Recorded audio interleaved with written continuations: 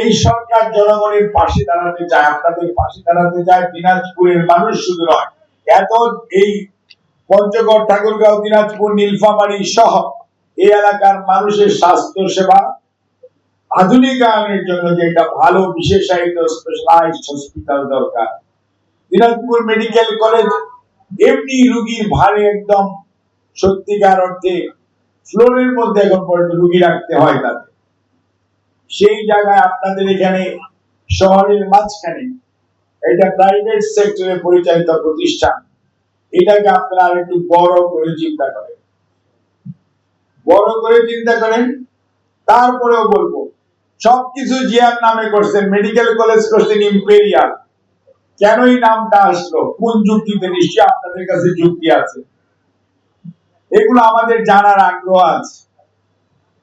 আপনারা এখানে কিভাবে এগুতে চান, এগুলো নিয়ে আপনারা আমাদের সাথে কথা বলতে হবে, সমাজের অন্য অন্য মানুষের সাথে কথা বলতে হবে।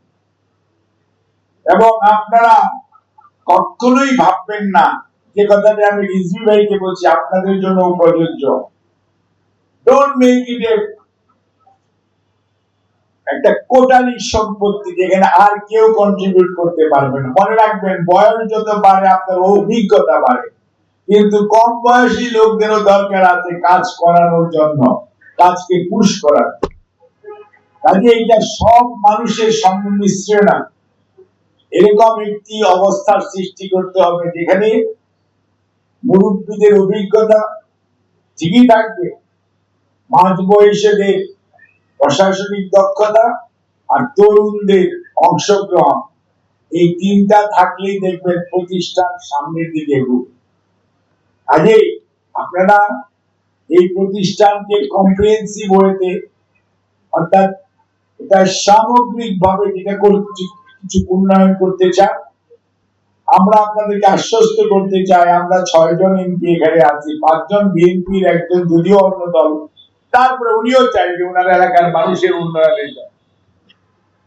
আমরা সবাই মিলে আপনাদের জন্য চেষ্টা করব যাতে জিয়ার নামে যে প্রতিষ্ঠান হবে, শহীদ জিয়ার নামে, সেই প্রতিষ্ঠান গুণগত মানে এমন হবে যাতে মানুষ চিকিৎসা নিতে, যে ডাক্তার ভাই বললেন, চিকিৎসা নিতে ঠাকুরগাঁও, কুড়িগ্রাম থেকে লোক আসবে দিনাজপুরে এখানে চিকিৎসা নেওয়ার জন্য। এটা মান সম্পন্ন চিকিৎসাটা এরকম হতে হবে, এবং এটার কোয়ালিটি কেয়ার এবং এটার ব্যক্তি এরকম থাকতে হবে।